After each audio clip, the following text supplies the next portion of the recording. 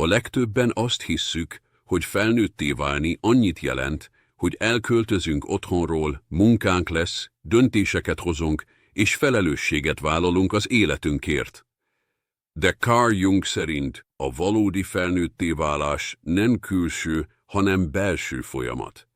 És ez a folyamat gyakran ott törik meg, ahol a legerősebben hat ránk, a családban. A család nem pusztán emberek csoportja, Jung nyelvén élve pszichés mező, egy láthatatlan tér, ahol érzelmek, elfojtások, kimondatlan szabályok és generációkon át öröklődő minták működnek.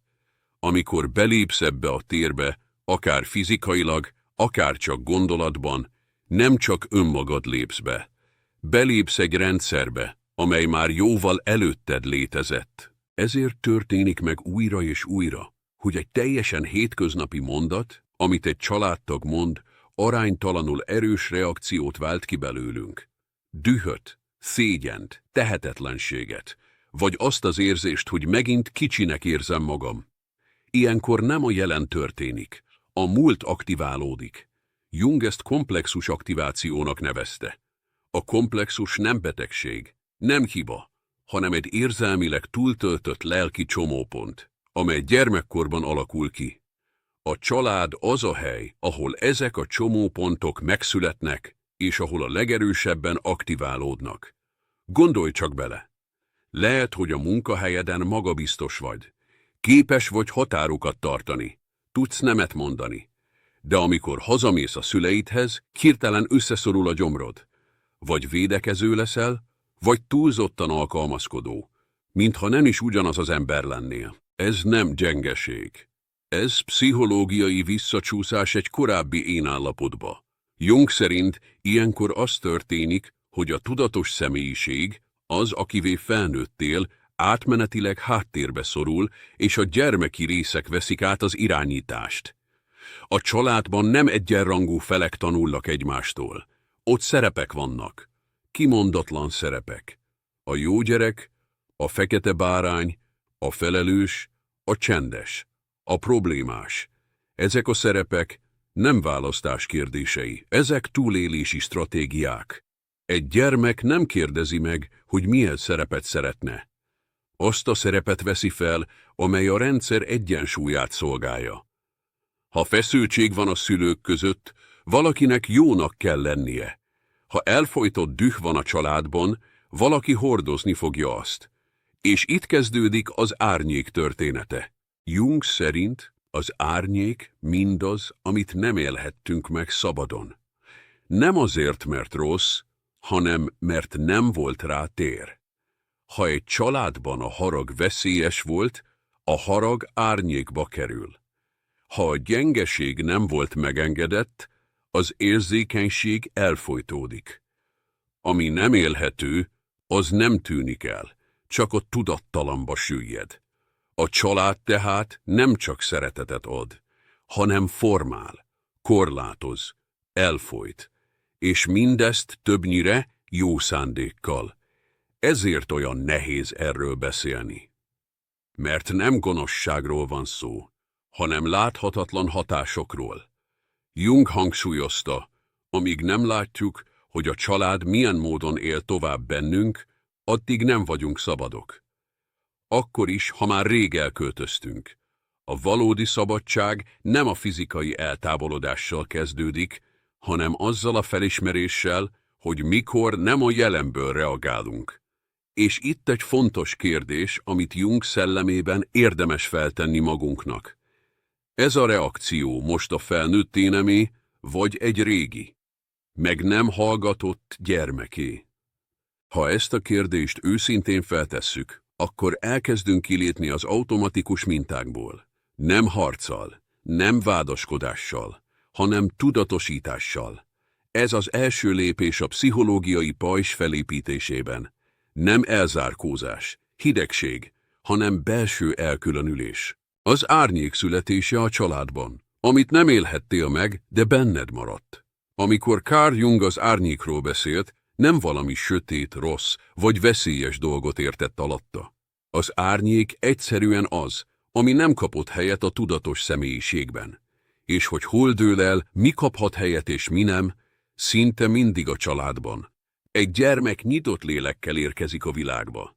Nem válogat az érzései között. Nem gondolkodik azon, hogy illik-e sírni, dühösnek lenni, irigynek lenni, vagy félni. Csak megéli. Aztán lassan, észrevétlenül tanulni kezd. Nem szavakból, reakciókból.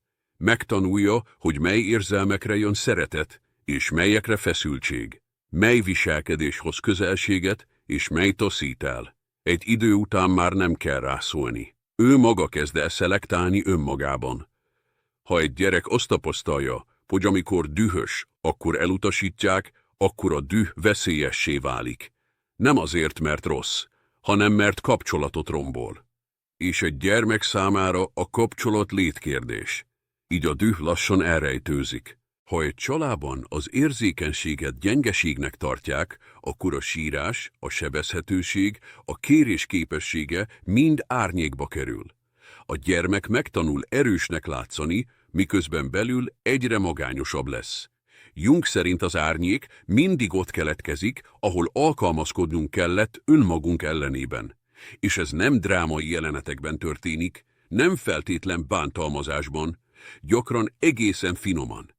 Egy félrenézésben, egy sóhajban, egy elmaradt ölelésben. A gyermek levonja a következtetést, ez a részem nem kívánatos. Ez az érzésem túl sok. Ezt jobb, ha nem mutatom. És ami nem mutatható, az nem tűnik el. Csak lemerül a tudattalamba. Ott viszont él tovább, energia formájában. Jung hangsúlyozta, az árnyék nem passzív, nem alszik, kapcsolatokat keres, helyzeteket teremt, ahol megnyilvánulhat. Ezért fordul elő, hogy felnőttként olyan emberekkel kerülünk kapcsolatba, akik pontosan azokat a tulajdonságokat hordozzák, amelyeket mi elfojtottunk. Ha nem engedhettük meg magunknak az agressziót, vonzódhatunk agresszív emberekhez. Ha nem élhettük meg az önzést, kapcsolatba kerülhetünk önző személyekkel. Nem véletlen. Az árnyék is élni akar. A család azért különösen erős aktiváló tér, mert ott ezek az árnyékrészek születtek. Ott vannak a kulcsingerek. Egy hangszín, egy mondat, egy pillantás. És már is működésbe lép a régi belső dinamika. Egy felnőtt ember hirtelen úgy érzi, nem hallják meg. Nem veszik komolyan. Elárasztják érzelmek, amiket nem kellene éreznie. De Jung szerint nincs olyan, hogy nem kellene. Csak olyan van, hogy meg nem értett. Az árnyék mindig üzenetet hoz. Nem pusztítani akar, hanem integrálódni. Azt üzeni, itt vagyok. Engem is hordozol. Nézz rám. És itt történik a fordulat. A legtöbben megpróbálják elkerülni az árnyékot. Elmagyarázzák maguknak, miért túlérzékenyek a szüleikre. Vagy miért bosszantja őket egy testvér. De Jung nem magyarázatot javasolt, hanem kapcsolatfelvételt. Nem a másik embert kell megváltoztatni, hanem felismerni, hogy mi történik bennünk. Amikor egy családtag szavai túl mélyre mennek, akkor érdemes megállni és megkérdezni. Ez most valóban rólam szól, vagy egy régi seb szólalt meg bennem? Ez nem felmentés a másik viselkedésére. Ez belső munka. Mert amíg az árnyék tudattalan, addig irányít. Amint tudatosul, választási lehetőséggé válik. A következő részben arról fogunk beszélni, miért esünk vissza újra és újra ugyanazokba érzelmi reakciókba. Hogyan működnek a családi komplexusok? És miért érezzük néha azt, hogy mintha nem is én lennék? Ez a pont, ahol sokan megijednek. De Jung szerint ez valójában a gyógyulás kapuja. Komplexusok és visszaesések, amikor nem önmagadként reagálsz. Volt már olyan élményed, hogy egy helyzet után azt mondtad magadnak, ez nem is én voltam. Miért reagáltam így? Pedig tudom, hogy nem ez a valóság. Carl Jung pontosan ezeket a pillanatokat figyelte meg, amikor megalkotta a komplexus fogalmát. A komplexus nem betegség, nem személyiségzavar, nem gyengeség. A komplexus egy önálló érzelmi egység a lélekben, amely akkor jön létre, amikor egy élmény túl erős volt ahhoz, hogy a tudat feldolgozza. A legtöbb komplexus gyermekkorban alakul ki. Akkor, amikor még nincs nyelvünk az érzéseinkre, amikor nem tudunk kérdezni, határt húzni, megérteni. Csak elszenvedünk, alkalmazkodunk, túlélünk. A család ebben kulcsszerepet játszik. Egy gyermek nem mondhatja azt, hogy ez most túl sok nekem, ez igazságtalan, ez fáj. Az élmény nem integrálódik, külön válik, és önálló életet kezd élni a tudattalamban. Jung szerint a komplexus olyan, mint egy belső személyiségdarab, amelynek megvan a maga logikája, érzelmi töltése és reakció mintája. És amikor aktiválódik, átveszi az irányítást. Ezért történik meg, hogy felnőttként túlreagálsz egy megjegyzést, lefagysz egy helyzetben, vagy hirtelen támadóvá válsz, miközben belül megdöbbensz magadon. Nem azért, mert rossz ember vagy, hanem mert egy régi belső rész lépett elő. A családi közeg tele van ilyen aktivátorokkal. Egy szülő hanghordozása, egy testvér mosolya, egy ártatlan mondat, mint például te mindig túlérzékeny voltál. Ez nem a jelenről szól, ez kulcs a múlthoz. Amikor egy komplexus aktiválódik, a tudat beszűkül. Az ember vagy harcol, vagy menekül, vagy lefagy. Jung szerint ilyenkor az ego, a tudatos én ideiglenesen háttérbe szorul. Ezért nem működik ilyenkor a józanész. Ezért hiába mondod magadnak, nyugodj meg, ez nem akkora dolog. A komplexus nem hallja ezt. Ő nem most él, ő akkor él. És itt érkezünk el egy nagyon fontos felismeréshez. Jung szerint nem az a cél, hogy megszabaduljunk a komplexusoktól. Ez lehetetlen. A cél az, hogy kapcsolatba lépjünk velük. Amíg egy komplexus tudattalan, addig uralkodik rajtunk. Amint felismerjük, hogy működésbe lépett, már nem vagyunk teljesen azonosak vele. Ez az első pillanat, amikor valódi választás születhet. Például nem azt mondod, hogy felidegesítettek, hanem azt, most egy régi sérülésem aktiválódott. Ez nem mentegetés, ez tudatosítás. Jung szerint a tudatosítás önmagában gyógyító hatású. Nem azonnal, nem drámaian, hanem lassan, mélyen. A visszaesések tehát nem kudarcok, hanem jelzések. Azt mutatják meg, hol van még feldolgozatlan anyag, hol kér figyelmet a lélek, hol van olyan belső rész, amely eddig nem kapott szót. És itt jön egy nagyon fontos különbség, amit Jung mindig hangsúlyozott. Nem minden fájdalom trauma, de minden trauma figyelmet kér. Ha egy családi helyzetben újra és újra ugyanazt éled át, tehetetlenséget, bűntudatot, haragot, akkor nem az a kérdés, hogyan kerüld el, hanem az, hogy mit akar tanítani. Ez nem azt jelenti, hogy mindent el kell tűrnöd. A tudatosítás nem egyenlő az önfeladással. Sőt, éppen ellenkezőleg. A következő részben erről lesz szó. Miért olyan nehéz határokat húzni a családban? Hogyan működik a lojalitás és a bűntudat Jung szerint? És mikor kezdődik az igazi felnőtté válás belül? Ez a pont, ahol sokan először érzik meg.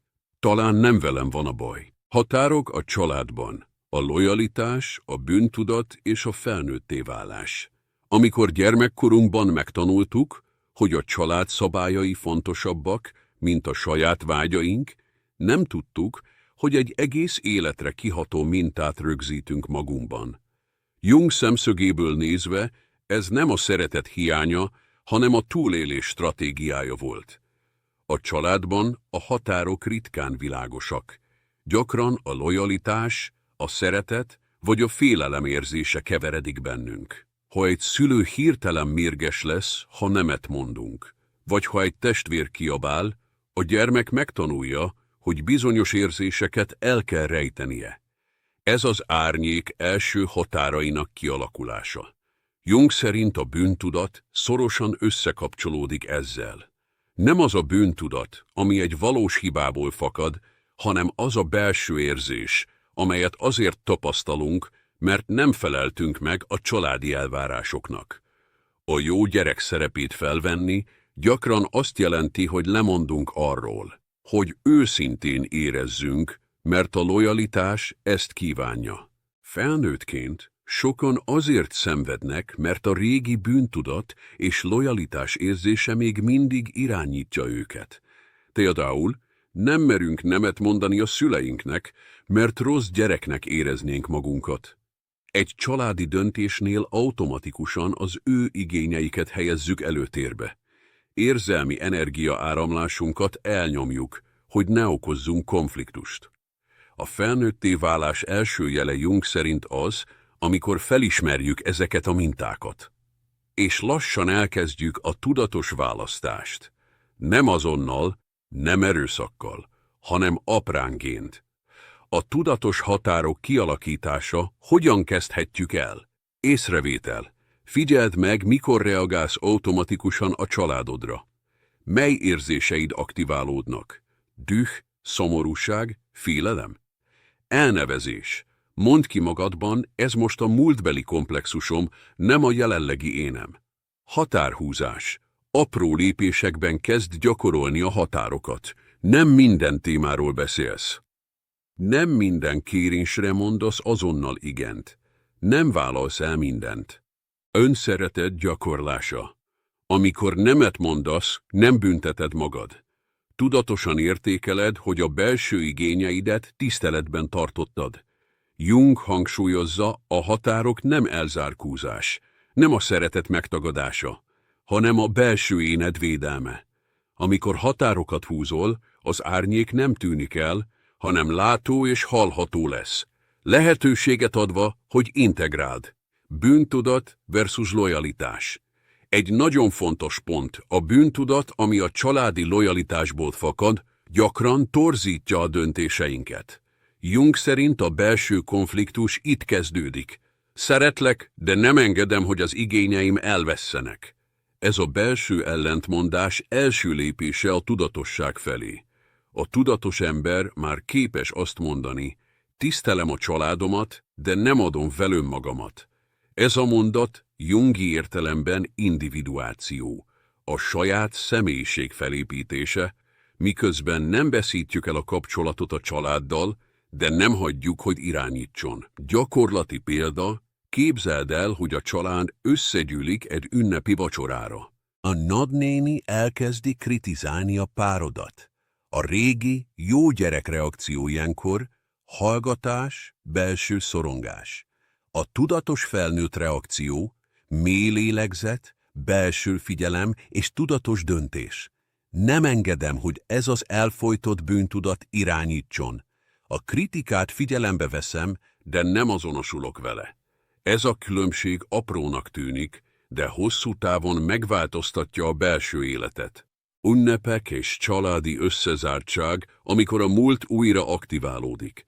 Az ünnepek különleges időszakot jelentenek. Karácsony, születésnapok, családi összejövetelek mind olyan alkalmak, amikor a családi rendszer felerősödik, és a régi minták, szerepek, árnyékok újra aktiválódnak. Jung szerint az ünnepek nem csak külső események, hanem pszichés terek is. Ott a múlt és a jelen összefonódik. A gyermeki emlékek, az elfojtott érzések, a korábban megtanult túlélési minták mind újra előtérbe kerülnek. Gondolj bele, amikor gyerek voltál, az ünnepek gyakran a szülők elvárásairól, a teljesítményről, a megfelelésről szóltak. A szeretet gyakran feltételes volt. Ha jól viselkedsz, szeretünk. Most felnőttként, ugyanebbe a térbe lépve, ugyanaz a belső gyermek reakcióba lép. Düh, szorongás, bűntudat, félelem. Mindez újra előjön, mintha sosem múlt volna el. Miért érezzük ezt különösen intenzíven? Mert az ünnepi időszak során a család összezár. A rendszer aktiválódik. Minden szó, minden gesztus erősebben hat. Egy apró kritika, te mindig így csinálod, és a régi sérülés felszínre tör. Egy elmaradt dicséret, senki sem értékeli, amit teszek, és az elutasítás érzése újra élő lesz. Egy nevetés a háttérben, ami a gyerekkori kiközösítés emlékét idézi, és a gyermeki árnyék aktiválódik. Jung szerint ezek a pillanatok nem véletlenek. Az árnyék üzenetet hoz. Itt vagyok, figyelj rám! Nem integráltál, és most megmutatom magam. Hogyan maradhatunk ilyenkor önazonosak? Észrevétel, figyeld meg, mi aktiválódik benned. Düh, szégyen, bűntudat? Ne ítélkezz, csak figyeld. Elnevezés. Mondd ki magadban.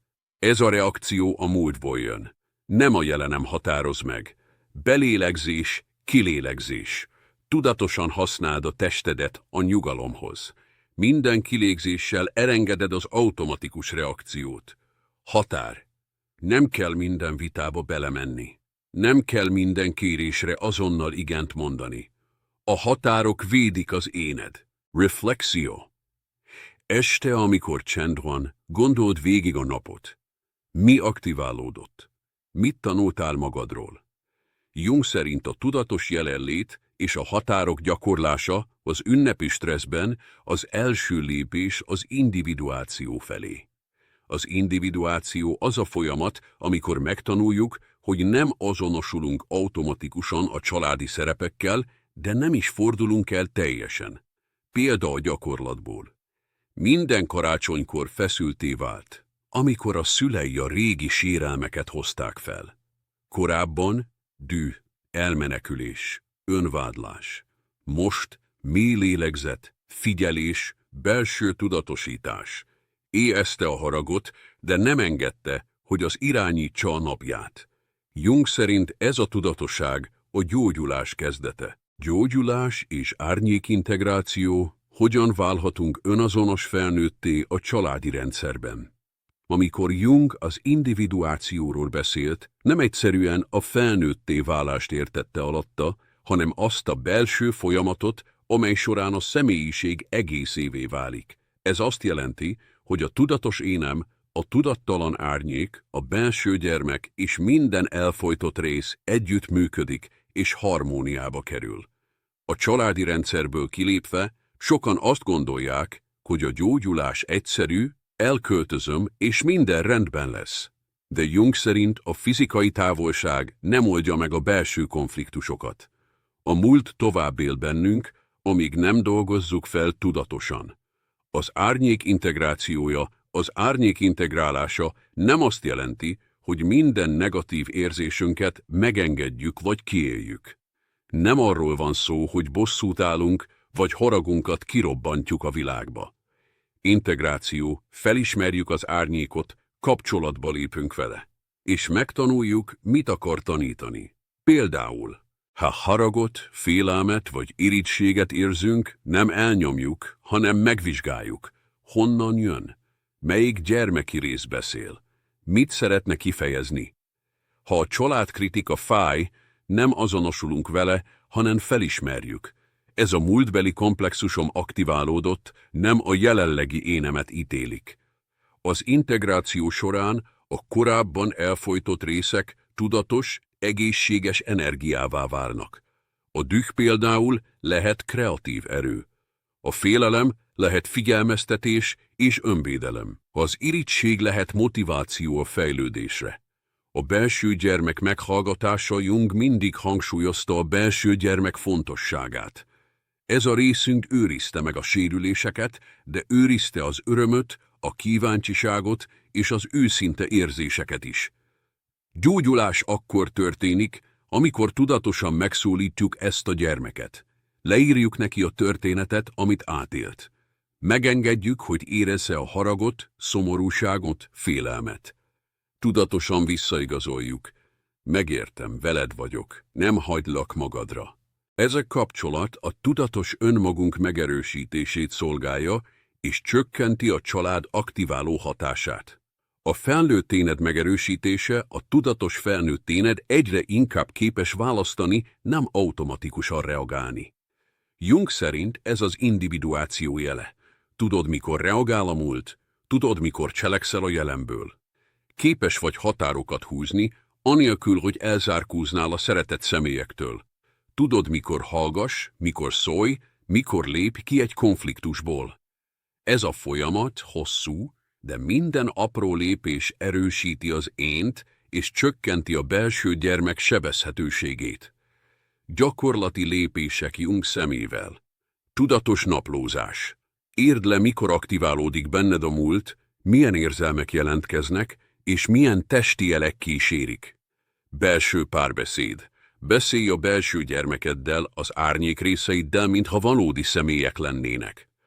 Apró határok. Gyakorold a határokat a családban, de kíméletesen, szeretettel. Érzelmi felismerés. Ne ítélkezz a reakciók fölött, csak tudatosítsd őket. Lépésről lépésre szabadság. Fokozatosan engedj teret a saját döntéseidnek, vágyainak, örömeidnek. Jung szerint ez az út nem lineáris. Lesznek visszaesések, lesznek ünnepek, ahol újra aktiválódik a múlt. De minden tudatos észrevétel, minden apró határ, minden belső párbeszéd közelebb visz a teljes önazonossághoz.